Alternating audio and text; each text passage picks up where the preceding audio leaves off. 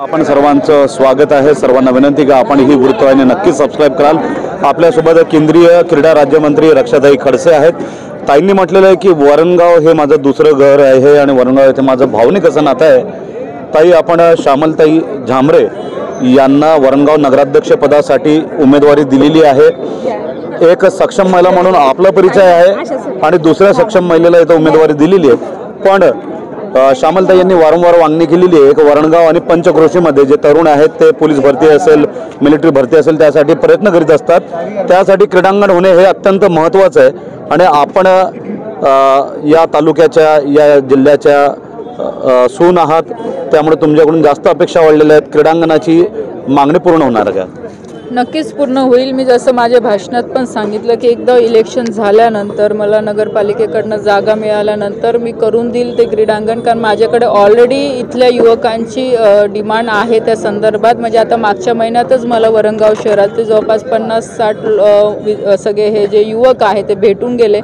त्यांनी मला सांगितलं की ते आम्ही पोलीस भरतीसाठी जवळपास 200-250 मुलं प्रॅक्टिस करतो, पण पाहिजे ती व्यवस्था इथे वरणगाव शहरात नाही आहे किंवा ग्राउंड नाही आहे। तर मी त्यावेळेसही त्यांना सांगितलं की जर मला जागा मिळाली आपल्या नगरपालिकेकडनं तर लगेच मी काम त्यांना करून देऊ शकते, नक्कीच करून देणार। आणि मला पूर्ण विश्वास आहे की आता भारतीय जनता पार्टीचं आमचं पूर्ण पॅनल निवडून येईल। ज्या विश्वासाने लोक आम्हाला निवडून देणार आहे तेवढ्याच विश्वासाने मला काम पण पूर्ण करायचं आहे। तर आज आपली एकीकडे आपली सभा चालू असताना आपले सासरे आणि पितृतुल्य असलेले नाताभाऊ यांची सुद्धा एक सभा चालवली होती इथून जवळपास 100 मीटरवर। तर एकीकडे खातं आहे तर दुसरीकडे कुटुंब आहे, एकीकडे नातं आहे तर दुसरीकडे राजकारण आहे।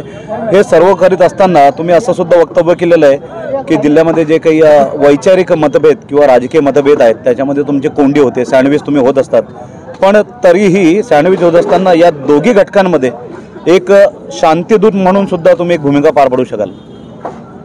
मी माझ्या परीने नेहमी प्रयत्न करत असते, पण मला असं वाटतं की आता ते दोघांचे विषय आहेत तर ते दोघं व्यक्तिगतच त्यांच्या लेवलवर ते सॉल्व्ह करू शकतात। प्रयत्न माझ्याकडनं होतच असतात, पण आज पक्ष म्हणून माझी पण जबाबदारी आहे आणि ज्या पक्षाची आज मी कार्यकर्ता आहे भारतीय जनता पार्टीची, तर पक्षाचं काम हे पुढे मी घेऊन गेली पाहिजे, कारण की पक्षाने सुद्धा मला परिवार म्हणून सांभाळलेलं आहे।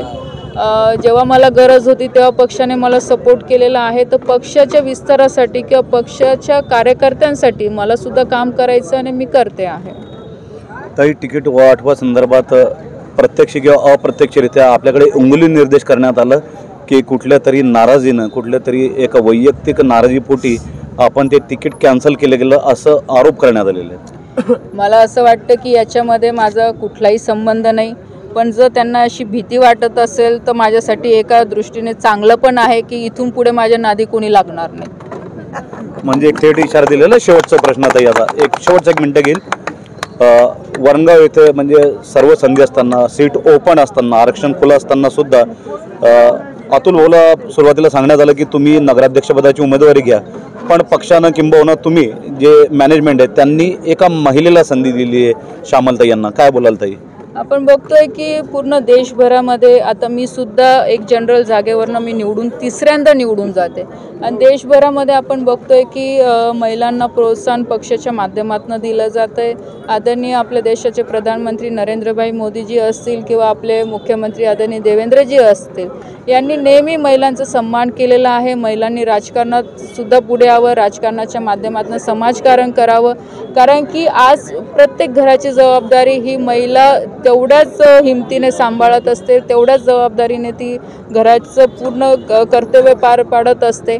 तर मला असं वाटतं की आज जर पुरुषांच्या बरोबरने आज जर आम्ही महिला काम करतोय राजकारणात आणि चांगलं काम करायचा आम्ही प्रयत्न करतोय, तर मला असं वाटतं की तिथे काही फरक नाही पडत की जनरल जागेवर आज महिला जरी असली तर एक चांगली गोष्ट आहे। आणि स्थानिक स्वराज्याच्या निवडणुकांमध्ये तर मी सांगेल की जेवढं सक्षमपणे महिला स्थानिक स्वराज्याच्या जी व्यवस्था असते, म्हणजे नगरपंचायत झाली किंवा नगरपालिका झाली किंवा जिल्हा परिषद झाली, ग्रामपंचायत झाली, पंचायत समिती झाली, जेवढं सक्षमपणे ती सांभाळू शकते याची मला म्हणजे पूर्ण सक्षमपणे ते सांभाळू शकते याची मला खात्री, कारण मी सुद्धा तिथूनच माझी सुरुवात केलेली आहे। मी आधी सरपंच होती, नंतर जिल्हा परिषदला सदस्य झाले, कारण की ज्या रोजच्या जीवनाशी निगडीत ज्या गोष्टी आहेत सर्वसामान्य जनतेच्या त्या घरातल्याच आहे आणि घरातले विषय आम्हाला महिलांना जास्त माहीत असतं, कारण घराचं मॅनेजमेंट आम्हाला कळत असतं की पाणी किती वाजता आलं पाहिजे, वेळेवर आलं पाहिजे, मुलांचं शाळेची पूर्ण व्यवस्था आम्हाला बघावं लागते, शाळा चांगली आहे की नाही, तिथे शिक्षक चांगले आहे की नाही, त्यांना चांगलं शिक्षण मिळत आहे की नाही, आरोग्याचं घरातलं काही विषय असेल तर महिलांना पुढाकार घेऊन ते करावं लागतं. सगळं नियोजन हे मॅनेजमेंट महिलांच्या हाती असतं. आज स्वच्छतेचा प्रश्न आला तरी महिलांना स्वतः पुढे येऊन ते साफसफाई करावी लागते. जर महिलांकडे ते पद आलं तर ती जाणते ह्या सगळ्या गोष्टी ती जाणून व्यवस्थितपणे मॅनेजमेंट करू शकते आणि नगरपालिका नगर परिषद जे काही असते ते चांगलं सक्षमपणे ते सांभाळू शकते. आणि म्हणून पक्षाने ह्यावेळेस संधी आपण बघू शकतो की 50%च्या वरती ह्यावेळेस महिला ह्या निवडणुकांमध्ये समोर आहे, प्रत्येक ठिकाणी आहे. आज बघा जर 17 सदस्य असतील तर आज 10च्या वरती महिला आहे. म्हणजे असं मला तरी वाटतं की 50% आता तो आकडा राहिला नाही, तो जवळपास 60-65% पर्यंत पोहोचलेला आहे. सुबह से शाम तक वो बिजी है और लोग समझते हैं कि गृहिणी होना इजी है, पण इतकं सोपं नसतं. केंद्रीय राज्य क्रीडा मंत्री रक्षाताई खडसे यांनी आपल्याशी एकजूट साधलं आणि आज मनमोकळेपणाने बोललेले, कारण वरणगाव हे माझं दुसरं घर आहे, त्याच्यामुळे वरणगावला मी येत जात राहील आणि वरणगावच्या समस्यांवर मी विशेष लक्ष केंद्र करीत असा शब्द केंद्रीय राज्य आणि क्रीडा मंत्री रक्षाताई खडसे यांनी दिलेला आहे. महिला माता भगिनी यांची प्रचंड मोठी संख्या रक्षाताई खडसे यांच्यासोबत आहेत. आज प्रचारानिमित्त वरणगाव नगर परिषद सार्वत्रिक निवडणूक 2025 निमित्त रक्षाताई इथे आलेल्या होत्या आणि श्यामलताई अतुल झांबरे यांच्या प्रचारार्थ त्या इथं विशेष उपस्थित होत्या आणि त्यांनी सांगितलेलं आहे की ज्या पद्धतीनं त्यांनी टप्प्याटप्प्यानं आपला राजकीय विकास केलेला आहे, राजकीय कारकीर्द रक्षाताईंची राहिलेली आहे, तशाच पद्धतीची कारकीर्द इथून श्यामलताई अतुल झांबरे यांची राहू शकते. कारण ही शून्यापासून सुरुवात आहे, पण इथून एक मोकळा आकाश आहे, खुला आकाश आहे. कारण दावा केला जात आहे की नामदार संजय भाऊ सावकारे असतील किंवा रक्षाताई खडसे असतील, गिरीश भाऊ महाजन असतील किंवा देवाभाऊ असतील, या सगळ्यांनी श्यामलताई यांच्या पाठीशी असल्याचा पुनरुच्चार केलेला आहे, वारंवार उच्चार केलेला आहे. त्यामुळे आता काही दिवसानंतर निवडणूक होत आहे, त्यामुळे आजची ही जी विराट सभा होती त्याचा एक सकारात्मक परिणाम कदाचित मतदारांच्या मनावर झालेला आहे. अनेक मुद्दे क्लिअर झालेले आहेत, अनेक विरोधकांचे मुद्दे हे खोडून काढण्यात या दोघी तिघी मंत्र्यांना यश येत आहे, असं एक चित्र आपल्याला इथं दिसत आहे. पण घोडाणी मैदान जवळ आलेलं आहे, निवडणूक समोर आलेली आहे.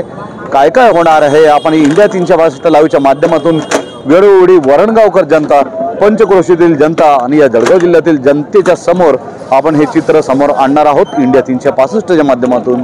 मात्र मित्रांनो,